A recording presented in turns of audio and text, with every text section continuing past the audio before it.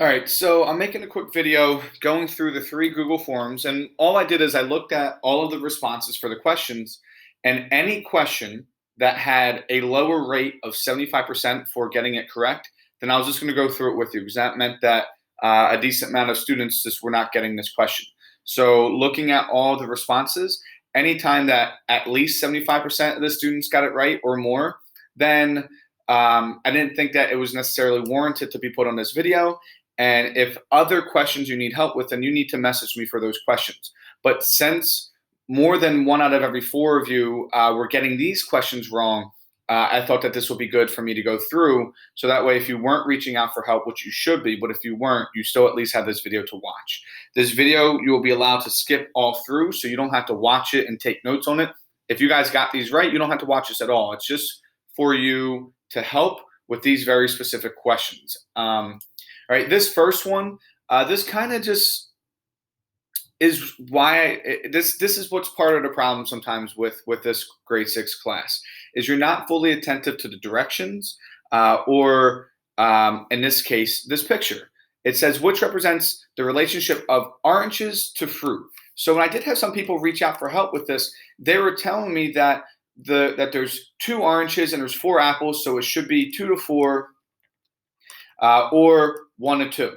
And that just told me that you weren't reading the question. So actually, when we look here, it says oranges to fruit. So first we need to ask, okay, how many oranges do we have? And you are right, we do have 2 of them. However, how many pieces of fruit do we have? That includes the oranges. So we have 4 apples and we have 2 oranges. So that means we have 6 total fruit. So this will then reduce, because remember, we're reducing our ratios. So this will reduce to 1 to 3. So that means that A should have been the answer. But the problem is a lot of people were thinking that it was oranges to apples because we're comparing the 2 things that we have here and they weren't reading and comprehending the question. All right, so please make sure that you are reading whatever this question is asking. Since it said fruit as total, then that meant that we had to compare the 2 to 6 because there are 6 total fruit in this picture. All right, let's move to the next question. All right, so for lesson 2, it was telling you specifically that you needed to solve by using a tape diagram. So I'm not going to do any proportions for these next 2 questions for lesson 2 that we're going to go through. We're going to do a tape diagram. All right, so here I'm going to read the question first. I'm going to highlight the important information. It says there are 12 more girls than boys, so that's going to be important. There's 12 more girls than boys in the school play. The ratio of boys to girls is 5 to 9. How many total girls are in the play? All right, so the first thing I'm going to do is I'm going to look at my ratio that I have here, and I'm going to draw my tape diagram.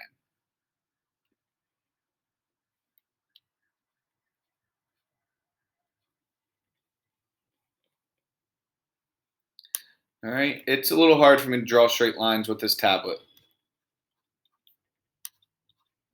All right, and I'm going to label that this is boys and this is girls. All right, so my ratio was 5 to 9, which is why I'm drawing 5 boxes and why I'm drawing 9 boxes. And then I look and it says this here, that there are 12 more girls than there are boys. Well, remember, all these boxes represent the same number of people, meaning each box could be 5 people. So that means when these 2 boxes are together, that means that we're equal here. We're equal here. We're equal here. We're equal here. And we're still equal here because all those boxes that we would add up to that point are the same number. So where these boys end, that means that these boxes here would all represent more girls than boys because the boxes for the boys have now stopped at that point. So that means these 4 boxes would represent how many more girls I have. Well, I have 12 more girls. So I'm going to set it up as 4b is equal to 12. This is extremely important. One of the standards that you will be assessed is, can you create an equation? If you don't do this part, you're not going to get the credit for that particular standard. All right, you'd get credit for solving the ratio, but you wouldn't get credit for creating the equation. So 4b is equal to 12. Well, in order to get rid of multiplication, I have to do the inverse operation, which is division. Well, 4 divided by 4 is 1, so I no longer need to write it anymore. And 12 divided by 4 is 3. So that means that each box would represent 3 people. So these are all 3 people. Well, I can add 3 together 9 times, or if I'm going to find out how many girls, I can do 9 times 3, which is then 27. And then another problem I had with some of the people with answering this question is you weren't reading the directions. I said, please just write the number. When you guys are doing these Google Forms, it's hard for me to include words because one, if you misspell it, it's going to automatically count it as wrong. So there's a lot of different variances that could happen where you're really getting the answer right, but it's going to not give you credit for it. So it's easiest if I just tell you just to write the number. Well, some of you are still not following directions and saying 27 girls. Remember, please follow the directions. So this would just be 27. On a test, a paper test in school, you would say there are 27 total girls. You would answer the question in a complete sentence. But in this online learning, we have to be adaptable. And one of the things I'm doing now for this is I'm not making you write it in full sentences. So that way it would guarantee that there's no spelling mistakes. There's no, you put two spaces when I put one. It's just easier to make sure that's right. All right, let's move on to the next question. All right, so this is question number 10 for lesson 2. So it's the last question that we're going to go through for lesson 2. And then there's 3 of them that we're going to go through in lesson 3. This is one that we did in class together. So I was honestly hoping that you guys would do a little bit better with this one. But let's go through it. Same thing, since it's lesson 2, we're going to draw a tape diagram. So let's read the question. It says you separate bulbs of garlic into 2 groups, one for planting and one for cooking.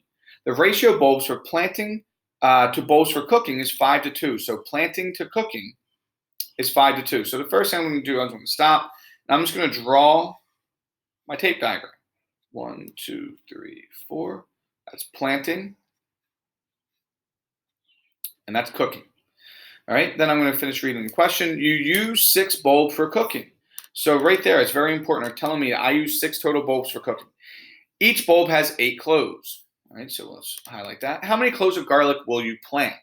All right, so let's go ahead. Before we figure out how many cloves, we have to figure out how many bulbs. All right, so it tells me I used 6 bulbs for cooking. Well, when we drew our tape diagram, I had 2 boxes for cooking here. And remember, these boxes actually represent a number of bulbs. It might be 3 bulbs, it might be 4, it might be 5. We don't know. That's what we're trying to figure out. But we know that these 2 boxes is going to give me a total of 6 bulbs. So I can create my equation. 2b is equal to 6. Remember, this is mandatory. You must do this. To solve, we will divide each side by 2 because it's the inverse operation of multiplication. So b is then equal to 3. So that means each of these boxes are equal to 3. Well, if I want to know how many cloves of garlic I planted, I first need to know how many bulbs that I plant. Well, I have 5 boxes, so I can figure that out by doing 5 times 3 because each box is equal to 3. So that means we did 15 bulbs. Well, this piece of information said every bulb has 8 cloves. So if I want to know how many total cloves of garlic I will plant, well, each of these bulbs now has 8 cloves, so I will then need to do 15 times 8. And then this will give me 120. So remember, if this was a test on paper and we were in class, you would write there are 120 total cloves of garlic. Since it's just on this Google form and we're trying to make it easier and streamlined, you will just write 120. All right, so let's move on. That's the last question for lesson 2. Let's go on to lesson 3, and there's 3 that we're going to do there. All right, so for this lesson 3, you could have used proportions or tape diagrams. Since I just did 2 questions with proportions, I will most likely do all 3 of these in since I just did 2 questions in tape diagrams, I will most likely do all 3 of these in proportions. So lesson 3. All right, 9 out of 10 students prefer math over class. So they're telling us that these 9 out of 10 prefer math over lunch. How many students do not prefer math if 200 students were asked? All right, so when I was going through these questions with people, the one thing is you must be, I'm going to write it, consistent. Right, so you're going to see me write out in words what ratio I'm creating. So that way I know that all of my ratios follow the same. Right, since the question is saying how many do not prefer math, well, I need to look at this information. It says 9 out of 10 prefer math. So if 9 out of 10 prefer, how many don't prefer? That would have to be 1 out of 10.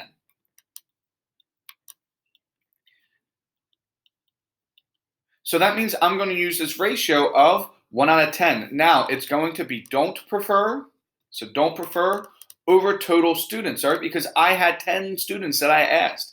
We're not creating a ratio of 1 to 9 because that would be don't prefer to do prefer. But if you look, What they gave us is they gave us 200 total students were asked. So that means that I need to use my total. So here I will create the ratio of 1 over 10. It's that they don't like over total. Well, I know I'm going to have to set it equal to another ratio since I'm using proportions. Well, it asks how many students don't prefer. We don't know that, so I'm just going to write S for students. And it tells me that we have 200 students here. So if you see, I can also see it's don't prefer over total. So I'm making sure by looking at it at the words that I'm being consistent, that I'm not flipping my fraction, or that I'm not using two different things. All right. And then the next question, I'll show you what you guys were doing when some of you were reaching out for help, what you were doing, some of the mistakes that you were making. All right. And now once we get two ratios are equal, it's now called a proportion. Once again, this is going to be very important. If you do not solve it by creating an equation, you will not be able to get full credit for all of the standards we're being covered. One of the standards we're being covered is for you to create your own equations. So if you don't create this equation here, you're not getting full credit. But the way that we now solve a proportion is we cross multiply. So we multiply one of our numerators with the opposite denominator. So we get S times 10. And then we set it equal to the other numerator times the other denominator, which is 100 times 1 times 200. And then now we solve. Well, this will give me 10S is equal to 200. What's the inverse of multiplication? Well, that will be division. So we will divide each side by 10. And that means S is equal to 20. So if this was a paper test, you would write 20 students do not prefer math. For this, all you had to just write is 20 as your final answer. All right, so please make sure you're following all the instructions because I'm trying to make it so it's easiest for everyone to get their feedback immediately. All right, so let's go through this question here, question 8. This is one that probably had the lowest success rate of all the questions in all the Google Forms. And this is the reason why I'm saying write it out in words, because maybe that can help you. This was the question that I noticed that people were just not making the correct proportions, and that's why writing it out in words can be very helpful. So I'll show you what some people are doing in the past, and I'll show you why I want you to do the way I'm asking. So a girl makes 12 foul shots for every 8 that she misses. All right, so those are some important information. How many shots did she make if she took 125 foul shots? So in order for you to be able to solve this, there is a couple things that you need to know about foul shots. If we're talking about, this isn't anything you need it for basketball purposes, but if you make or miss a foul shot, you took one. So some people are just having trouble not realizing that if you make it, that it counts for total, or that you miss it, it counts for total. Because if she's taking them, that means that it is a total shot taken. So I just thought that would be kind of logical in a way, but if you struggled with that, just reach out about that in particular. All right, but what some people were doing is they were saying, all right, I see that she made 12 and missed 8, so they were writing this 12 over 8 ratio. And then they were saying, okay, how many did she make if she took 125? They were setting it, well, X over 125, because they're just looking at all the numbers that we used. Well, if we were to write this out in words, it becomes made over missed over here, and then the X is made. So yes, that's still set up right, but then 125 was the total shots, because it says if she shot 125 foul shots, that means in total. So then we would write total. Well, if you see, our fractions aren't consistent. This is made over missed, while this is made over total. So in order for us to solve this, we need to be consistent. All right, so that means, all right, well, what can we do? What is it that we need to change? Well, we don't need to change anything with our maids because they are set up to be right. And this includes our variables. So it's like, okay, I know I'm doing that part correct. So that means we need to either figure out how we can change the total shots to just missed, or if we can change this missed to total. Well, I don't know how many she made out of this 125, so it's impossible for me to figure out how many she missed. It's not impossible. It would be extra work. We would have to be answering this question twice, essentially, to figure out how many she missed. So that means I'm going to look at this fraction and say, well, can I figure out how many total shots she took out of here? Yeah, if she made 12 and missed 8, that means we would do 12 plus 8 is equal to 20. So that this is not how we would set it up. We would do 12 over 20 is equal to X over 125. Now, as I write out these fractions, it's my made over total and my made over total. So you see here, now I know that I set them up correctly. I am consistent. So it's important that you do write these out in words, especially if you're struggling with solving these. All right, we will then cross multiply. So we will get our x times 20 is equal to 12 times 125. And now we will go ahead and we will multiply. Color. So then we will get 20x is equal to, and 12 times 125 is 1500. And then we will divide each side by 20. And that means x is equal to 75. So once again, if we were writing this on a test, you would say that she made 75 foul shots out of 125. But on our Google form, all you will need to just write is just simply 75. All right, so let's go ahead, and there's only one other question that I believe is left for this. All right, so this is the last question we're going to do, and I figured that this one would be difficult for people because of the fractions. I'm not going to show you a bunch of different ways when doing it. You will learn a bunch of methods on solving what are called complex fractions, which is what we're going to create here, which is a fraction within a fraction. You'll learn a bunch of methods as you progress through math in your schooling. But here we're just going to leave them as complex fractions and not going to rewrite them. All right, so it says a crew of loggers cleared half acre of lumber in 4 days. How long will it take the same crew to clear 2 3/4 acres of lumber? So it's important that they're saying the same crew here, because that tells us that the rate's not going to change. We're assuming that they're clearing everything by the exact same amount of time. So the first thing I'm going to do is I'm going to create my fraction then with a ratio with this first as 1/2 over top of 4. And what I'm creating here is I'm creating the acres over top of time, right? Because it's 1/2 acres over 4 days. So that means I need to do the exact same way in the next one. Well, it says how long will it take for the same crew to clear? Well, that means I don't know how much time. So in my fraction, I'm going to put T for time. And it says 2 3/4 of acres. So it'll be 2 3/4 of acres. So you see I am staying consistent with it as acres over time. So I know that I'm consistent. I know that I set it up correctly at least. So now I'm going to go ahead and I'm going to cross multiply. So I will get 4 times 2 3/4 is equal to T times 1/2, right? So remember, if I go through some of these videos, I'm not going to necessarily go through all the steps with dividing and multiplying, because at this point you guys have learned this before. So I'm not teaching you the multiplication aspect of it right now. I'm teaching you solving the proportions. So if I go through something and you don't know how to do, well, how did you multiply these fractions? Then you need to reach out to me and say, can you please help me with this? And I'll find a video online for you to watch that will specifically go through that.